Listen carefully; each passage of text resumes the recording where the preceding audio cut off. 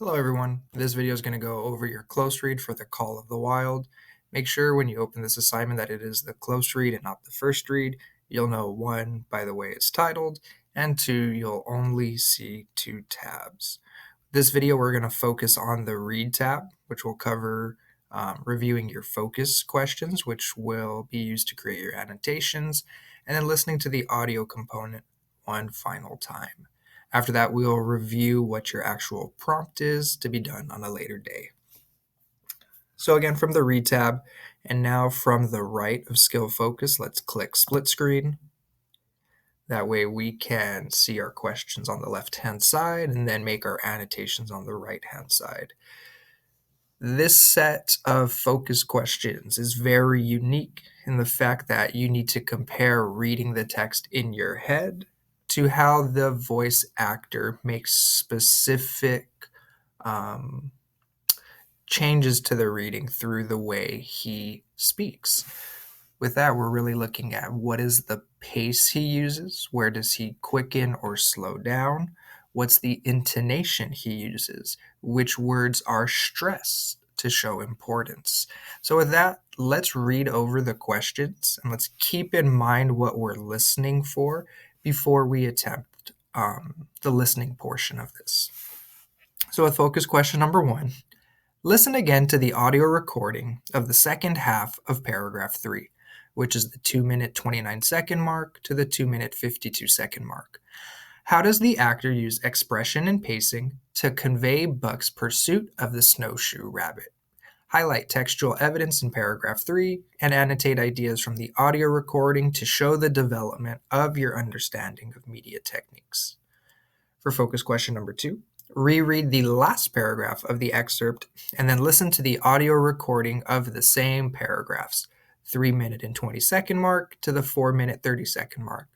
Use details from the audio version and the printed text to explain what the actor in the audio adds to the reader's understanding of the paragraph. And then lastly, number 3, just as an overall look of the reading, how does Buck's story help readers understand what drives individuals to undertake a mission? Right here, this should sound familiar. This is our semester essential question. What drives people? What drives things to take a mission? So there's 2 instances here. What is driving Buck to undertake a mission? As always, highlight text evidence and make annotations to support your response. For myself, I've already made the annotations, so we'll review the annotations after listening specifically for those expression and pacing changes. I used purple for question number 3, I believe, which I see an example in 1, and I saw an example in 4. I used yellow for number 1, and I also used green for number 1. The reason I used green here is because I wanted to separate these 2 ideas. And then I used blue for number 2. As a note, when you play the audio, your annotations, your highlights go away. But when you turn off the audio and turn back on annotations, that's where they will be. So with that, guys, I am going to press the audio key. We're going to listen again, specifically for 1 and 2. What techniques are used to stress important parts in the second half of paragraph 3 and the last paragraph as a whole. From Chapter 3, The Dominant Primordial Beast. They made 60 Mile, which is a 50-mile run on the first day, and the second day saw them booming up the Yukon, well on their way to Pelly. But such splendid running was achieved not without great trouble and vexation on the part of Francois. The insidious revolt led by Buck had destroyed the solidarity of the team. It no longer was as one dog leaping in the traces. The encouragement Buck gave the rebels led them into all kinds of petty misdemeanors. No more was Spitz a leader greatly to be feared. The old awe departed, and they grew equal to challenging his authority. Pike robbed him of half a fish one night, and gulped it down under the protection of Buck. Another night, Dub and Joe fought Spitz, and made him forego the punishment they deserved. And even Billy, the good-natured, was less good-natured, and whined not half so placatingly as in former days. Buck never came near Spitz without snarling and bristling menacingly. In fact, his conduct approached that of a bully, and he was given to swaggering up and down before Spitz's very nose. The breaking down of discipline likewise affected the dogs in their relations with one another. They quarreled and bickered more than ever among themselves, till at times the camp was a howling bedlam. Dave and Solix alone were unaltered, though they were made irritable by the unending squabbling. Francois swore strange, barbarous oaths, and stamped the snow in futile rage, and tore his hair. His lash was always singing among the dogs, but it was of small avail. Directly his back was turned, they were at it again. He backed up Spitz with his whip, while Buck backed up the remainder of the team. Francois knew he was behind all the trouble, and Buck knew he knew. But Buck was too clever ever again to be caught red-handed. He worked faithfully in the harness, for the toil had become a delight to him. Yet it was a greater delight slyly to precipitate a fight amongst his mates and tangle the traces. At the mouth of the Tahkeena, one night after supper, Dub turned up a snowshoe rabbit, blundered it, and missed. In a second, the whole team was in full cry. 100 yards away was a camp of the Northwest Police with 50 dogs, huskies all, who joined the chase. The rabbit sped down the river, turned off into a small creek, up the frozen bed of which it held steadily. It ran lightly on the surface of the snow, while the dogs plowed through by main strength. Buck led the pack, 60 strong, around bend after bend, but he could not gain. He lay down low to the race, whining eagerly, his splendid body flashing forward, leap by leap, in the wan, white moonlight. And leap by leap, like some pale frost wraith, the snowshoe rabbit flashed on ahead.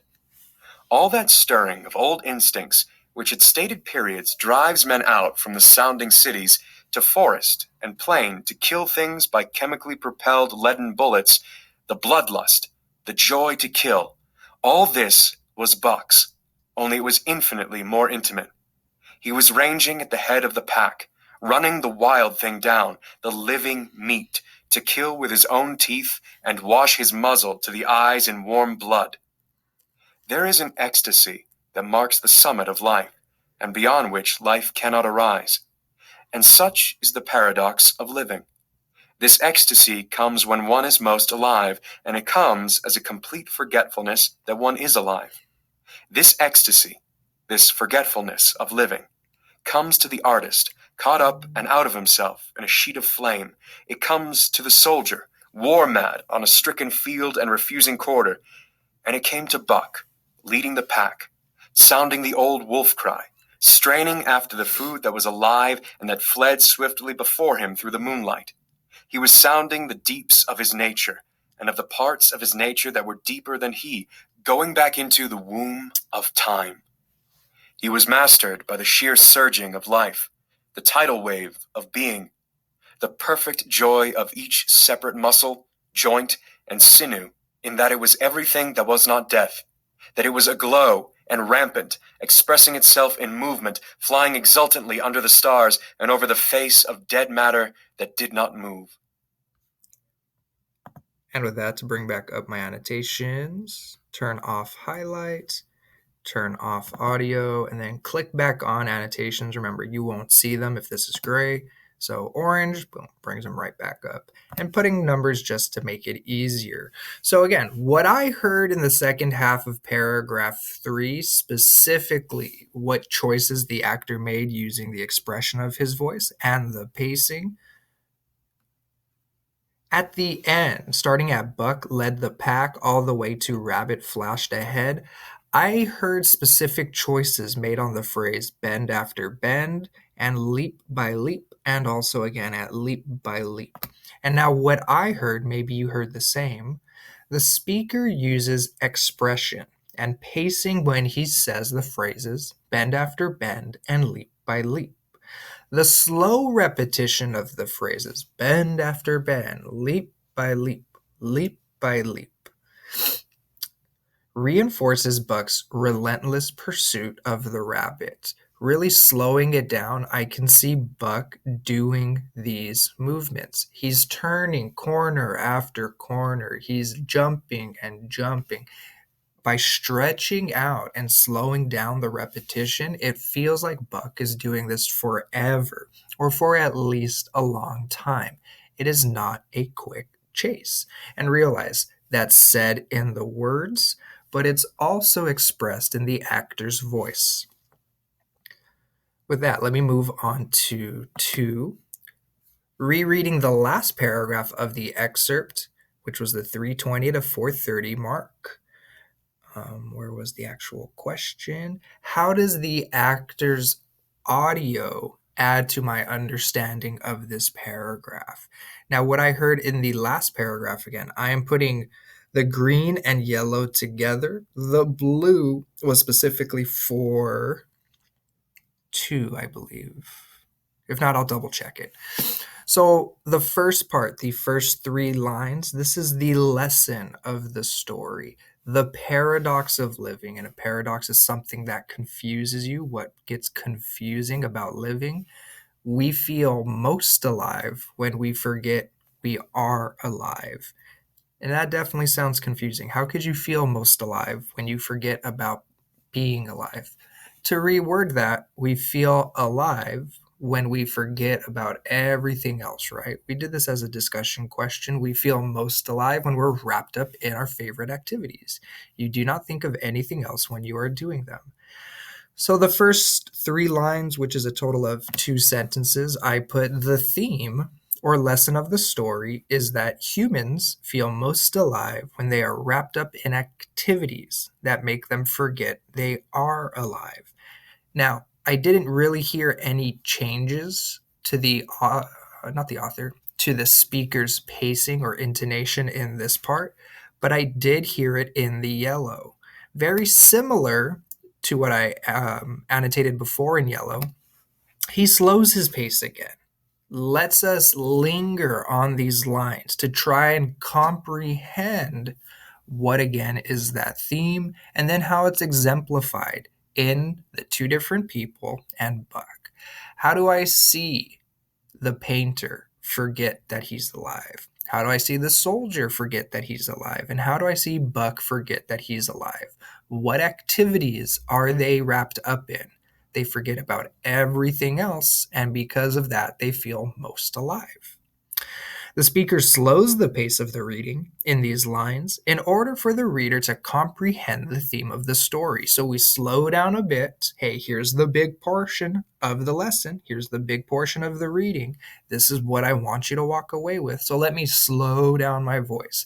Let me linger here again so you can fully digest it, fully comprehend what we're trying to get across. And he explains how the theme is seen in different people in Buck. Again, the artist, if I could find it, he gets wrapped up in a sheet of flame painting. The soldier gets wrapped up in war, and Buck got wrapped up leading the pack, sounding the old wolf cry, and straining after the food, the rabbit that's running away from him, returning to these base feelings. What really is our true inner nature? What are we trying to accomplish? And blue, I kind of remember now. I did a different color again just because this whole paragraph does get annotated. So blue is part of this. I'm sorry. The speaker now quickens his pace, which mimics the quick movements of Buck chasing the rabbit. So notice again, in green, this is the lesson of the story. In yellow, these are the examples of the lesson being played out in a slow expression, slow pacing.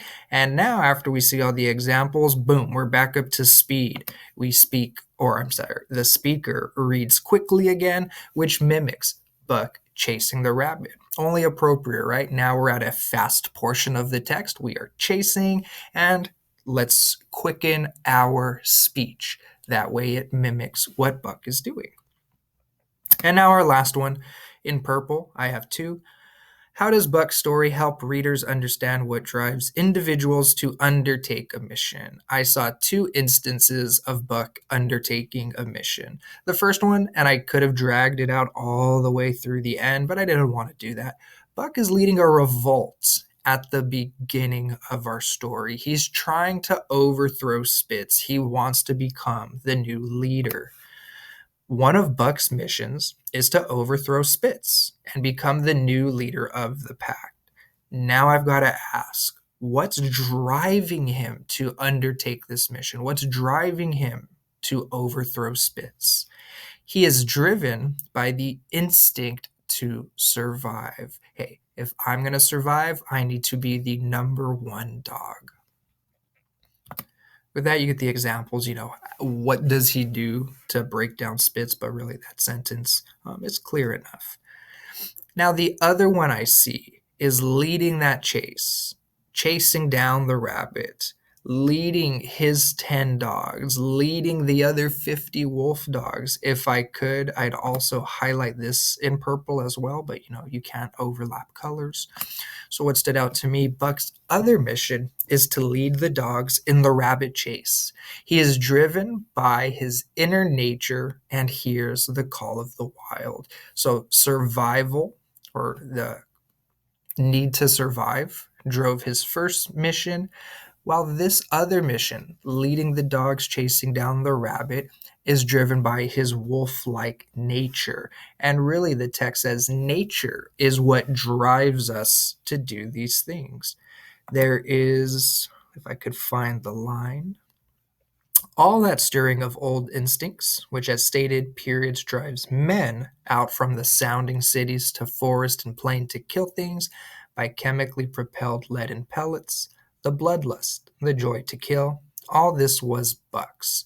So it's nature that drives not only Buck to do this, but it also drives humans to, in specific examples. Also, too, if you noticed it, I can't, double do annotations.